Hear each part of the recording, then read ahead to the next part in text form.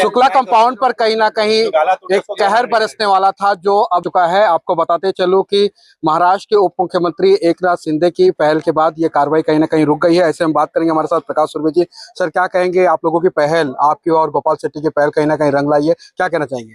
अभी ये 2 दिन के लिए परसों इनका कोर्ट में तारीख है, तब तक रिलीफ देने का काम साहब की तरफ से हुआ है, हमारे एकनाथ शिंदे साहब की तरफ से। तो अभी परसों कोर्ट में तारीख रहेगा, उसमें इनके फेवर में रिजल्ट आएगा। ऐसा इन्होंने अच्छा वकील किया है और ये कम से कम 50 साल से यहाँ रह रहे हैं।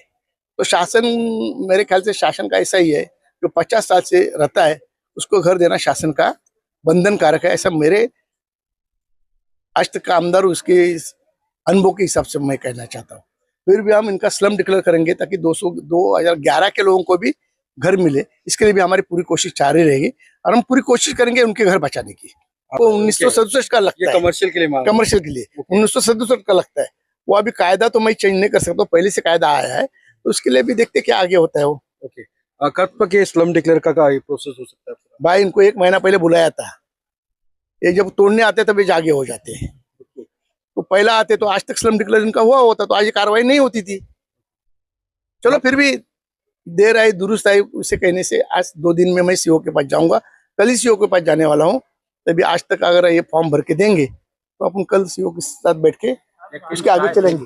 इस सलम में हम लोग ने जो दिया है वो तो गाला वालों का भी साथ में ज्वाइन भाई साहब आ रहा है। आज गोपाल शेट्टी ने इस विषय को लेकर के महाराष्ट्र के उप मुख्यमंत्री एकनाथ शिंदे से भी मुलाकात की है। तमाम लोग हैं यहाँ के, इनसे हम बात करने की कोशिश करेंगे। शुरुआत करते हैं आपसे ही। क्या कहेंगे मिश्रा जी? तो हम ये कहेंगे, गोपाल शेट्टी साहब का जो संघर्ष है, जिस हिसाब से गोपाल शेट्टी साहब शुक्ला कंपाउंड के रहवासियों को न्याय दिलाने के लिए निरंतर खड़े हैं, हम गोपाल शेट्टी साहब का आभार प्रकट करते हैं। आज सुबह में कल बीएमसी के वार्ड ऑफिसर से मिलने के बाद फिर पालक मंत्री मंगल प्रभात लोढ़ा जी से मुलाकात कर उन्हें सभी इस विषय के बारे में जानकारी दिए।